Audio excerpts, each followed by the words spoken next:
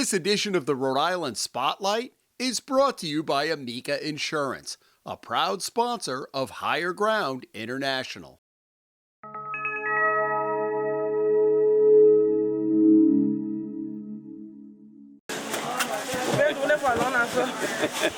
To feed an army of people, you need an army of volunteers to get ready.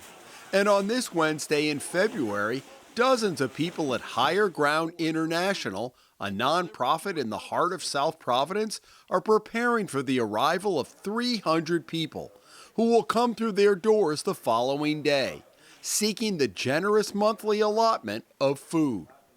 Those that Higher Ground serves come primarily from Liberia and other West African nations, just like many of the employees and volunteers that are here. In the middle of it all is Henrietta White Holder, who came to Rhode Island as a teenager more than 40 years ago, after Civil War tore apart the Liberia she knew growing up as a child. The idea came from, my country going through decades of civil war. White Holder founded Higher Ground in 2008 when she saw a need for the large Liberian community in Rhode Island. It got me thinking about the others who didn't have anybody, And so that was the impetus for me, basically thinking and understanding that I needed to do something. I think God calls each and every one of us in our unique way to be able to go out and serve. And for me, my calling was to be able to go out and help lift people up. Every month, Higher Ground will see 300 people come through their doors for food and deliver to another 60 families. And not only food, but culturally appropriate food, because many who come for help are hesitant to eat food from the standard Meals on Wheels program. It begins with Delivery Day, when the food is unloaded and staged so volunteers can put bags together for distribution. Then it's a day of packing, so everything is ready to go when the doors open on Distribution Day. I've seen from when we started where people were not comfortable coming for the longest time.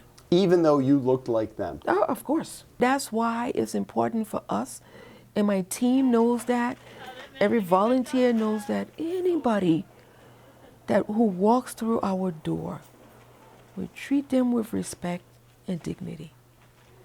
Because it's one of those things, is there by the grace of God goes I.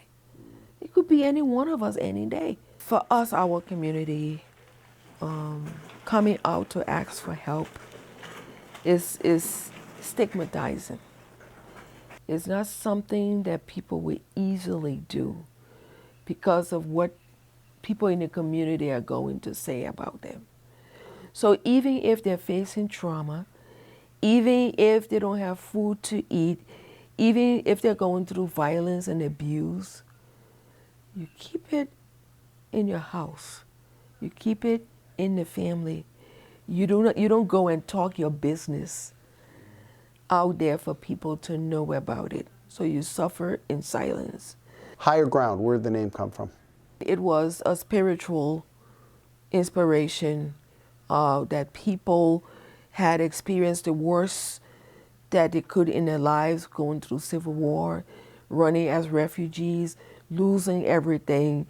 And so the intent here was to help raise people up, right? Get them to higher ground. It humbles me, that we have gotten to this point that we're able to do this, to help lift people up on higher ground.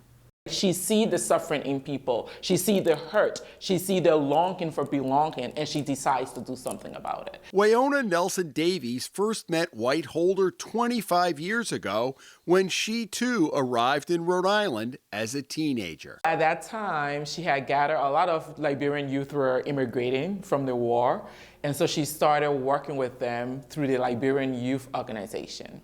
And so I gravitated towards that because it was, again, finding young people who understood my journey and trying to make a life of themselves. And she became our mom our aunts, our mentor, helping us to navigate how it is to be in America, but then also helping us to own our leadership even in a new country. How important is food? Oh, for a Liberian, food is very important. We eat rice with everything, with our meats, with the cassava and all of that. That's community for us, right? That's how we feel full. So it just makes you, again, feel like you're home and also nourishes your soul because you're eating something that really feeds you. But it's not just food. White Holder saw a need to help the elders of the community and in 2015 created a program called Sweetie Care. It provides services and an opportunity to gather. The Sweeties got together on Valentine's Day for a special performance. Nelson Davies' mother is one of them. It's harder for older immigrants in general to try to adjust to life. They're intimidated by the system, even picking up the phone call to set an appointment, it makes them scared. And Liberians speak English, right? Most Liberians speak English, but with the accent, they get so intimidated. And what Sweetie Care has done is to help them navigate the system to get the services they need, but then also that sense of community, to go and sing together, play together, learn together. I think it has been the reason why my mom has not felt so homesick in all her years here, because she has that community. I call Henrietta the matriarch of good here in the state of Rhode Island. Courtney Nicol is the president and CEO of the United Way of Rhode Island, a supporter of higher ground. The minute I met her, she took me right in, and I became one of her kids, you know, and I think she does that for everybody. Nicol said White Holder has inspired others in the nonprofit community by her example. She is as resourceful as you can get. She will find resources and money. She will call folks and say, do you know of any opportunities? Because she is never going to not support someone. She's always going to make sure that there is food on somebody's table as much as she can help it. You walk in and talk to the Sweeties for about a minute, and you can see the change of what this does for them and the quality of their lives, right?